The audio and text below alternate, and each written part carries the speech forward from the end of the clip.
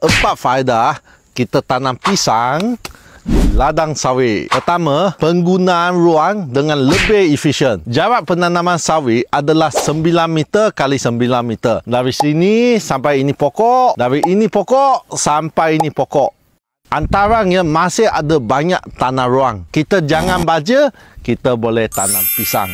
Faedah kedua, hasilan membawa extra income. Macam ini semua pokok pisang sama tempoh, ini sudah berbuah.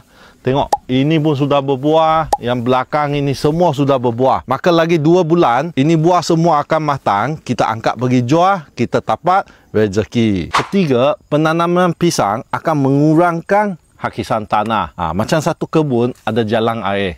Bila air mali, itu tanah mesti akan jalan. So, jika ada tanam pisang ni, dia akan tolong hold itu tanah. Jadi hakisan tanah ni akan mengurangkan. Faedah keempat, satu kebun ni akan jadi lebih kemas dan bersih. Biasa pekebun tatang buat kerja-kerja, pruning ke, baluk buah ke, petik buah ke, racun ke, dia akan membantu ini satu tapak, satu kawasan ni sentiasa bersih supaya kerja senang dijalankan. Pada masa yang sama, ini sawit kita juga boleh buat racun, pembersihan tapak-tapak dia. Nampak sini pun ada bersih, sini pun ada bersih. Ini empat faedah menanam pisang di ladang sawit. Semoga bermanfaat.